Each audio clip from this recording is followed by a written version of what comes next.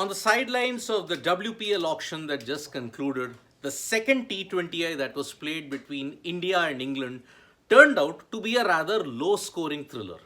The only difference is India, yet again, for the second time, have come out on the wrong side of the result. And yet again, it was a case of what if, because breaking news in the second T20I between the India women's team and England, India have lost by 4 wickets after being bundled out for 80 in their batting. So England have taken an unassailable 2-0 lead in the 3-match T20I series. And yet again, if the bowling failed in the first match, the batting this time let the team down in a big way. On a pitch which many people said at the Wankhede was actually assisting the spin, was actually good for batting.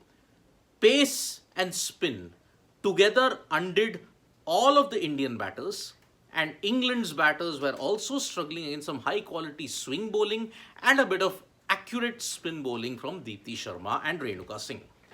Now, the problem started right at the very beginning itself. Consider these two stats that I'm about to present in front of you.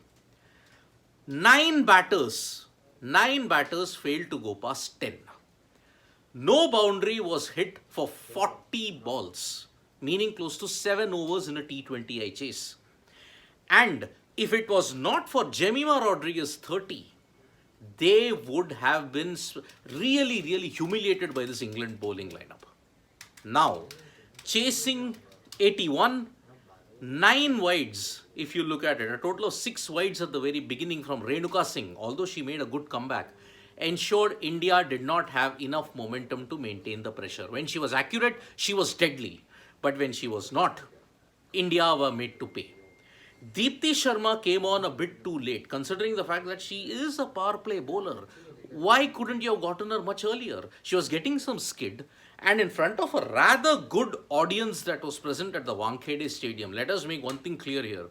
In the first game, the crowds had underwhelmed at the Wankhede. Here, it was a decentish crowd, considering the amount of backlash that you had gotten. I mean, let's look at this. At the Wankhede Stadium, entry is free. For anybody who wants to come, entry is free. Yet, in the first T20I, the attendances were pathetic.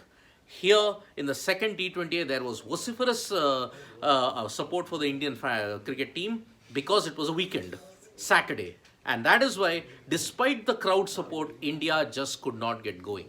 A total of 80 was never going to challenge this England team. And consider this, 73 for 6 they were.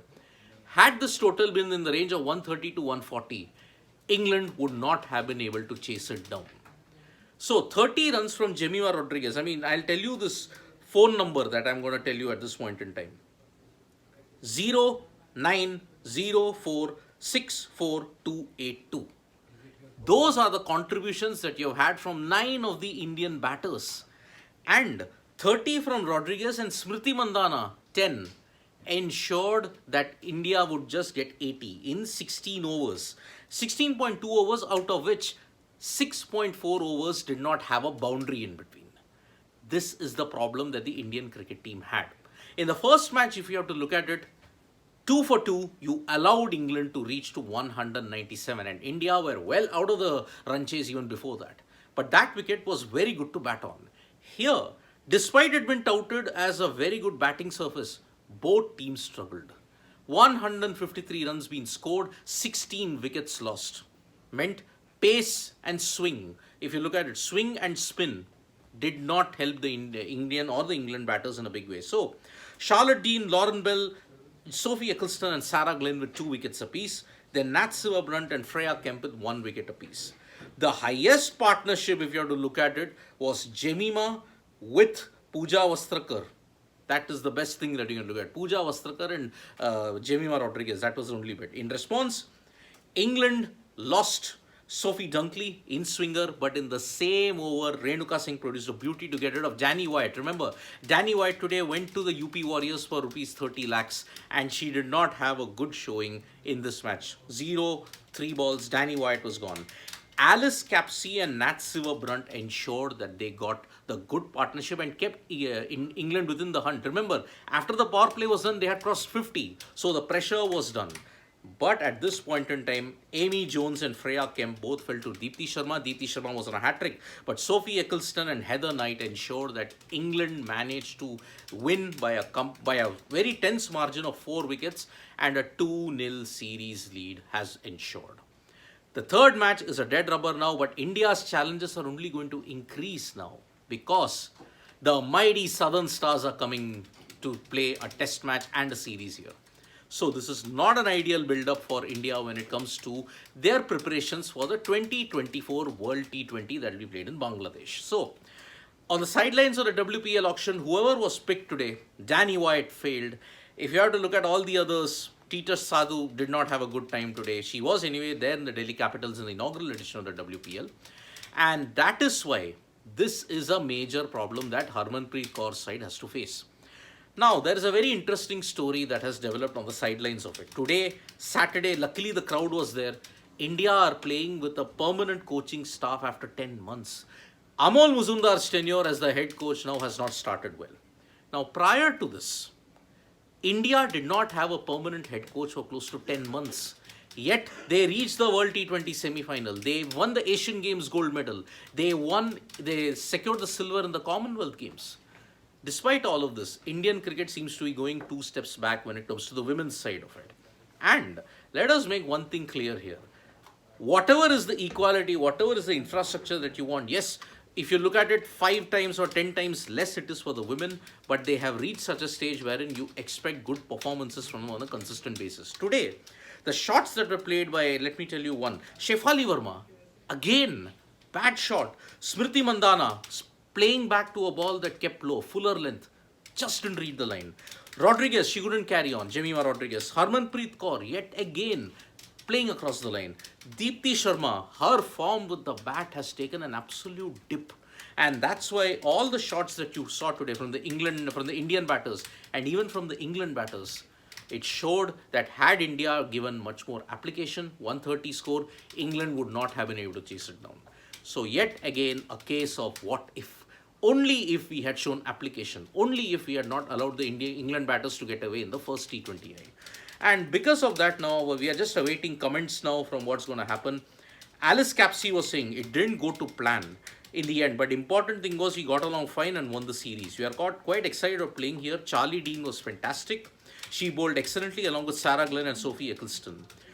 Now, this women's cricket team now, one half is going to head into Oman and the other half are going to play the WBBL that's going to happen. So, other half were in Australia playing the WBBL. So, when they came together to adjust according to that, it was a big, big thing indeed. So, England are gunning for a clean sweep, 3-0. Last time also, England had won 3-0. No lessons have been learned from the Indian cricket team at this point. So, I'll take a few comments here that's there. Pathetic batting, really didn't expect that. Yes, Sarat Chandra Yalamadri, it was very, very poor batting from the Indian batters. I mean, some of the shots, it just beggars belief. Why did they have to play that on a particular pitch? The 2 dismissals of England that I'm talking about, reverse sweep, what was the need for that? It showed both teams were not in the right mental space on this particular wicket. And if I have to look at Mainak Biswas, why has India lost confidence in Deepti's bowling? I would say, Mainak, India have lost confidence in Deepti's batting.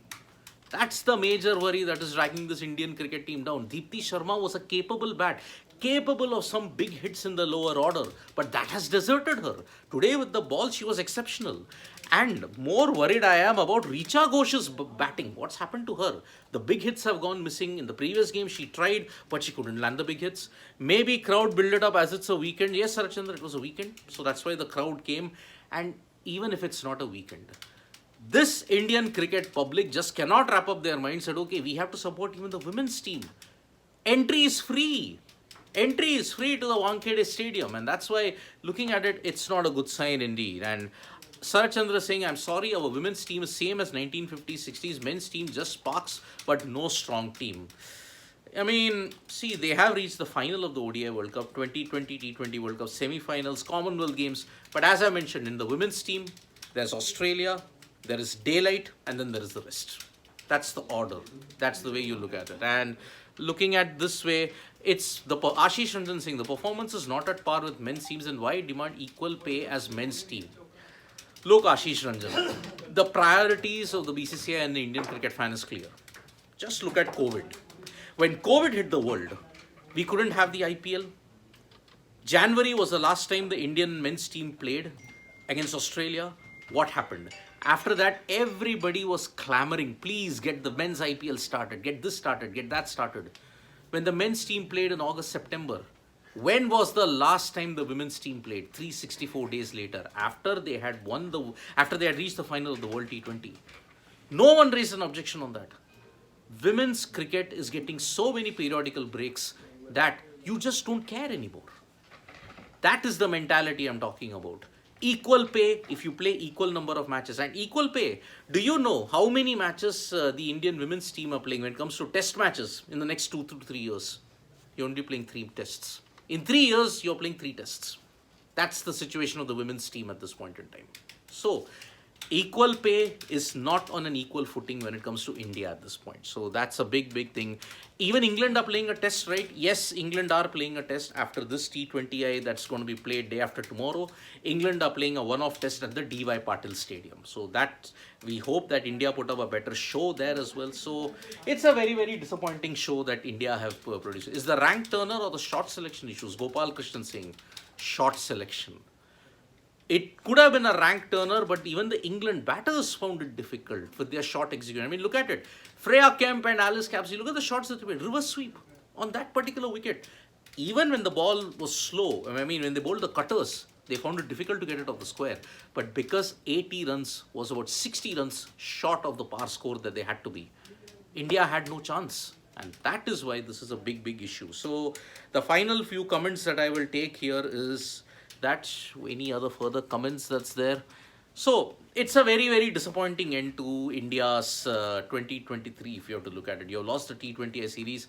This year was yet again a year of missed opportunities for the Indian cricket team, and that's why this 2-0 loss next with Australia coming in, it's not going to be easy for them. So India have lost this match by 4 wickets. England have taken an unassailable 2-0 lead in the series.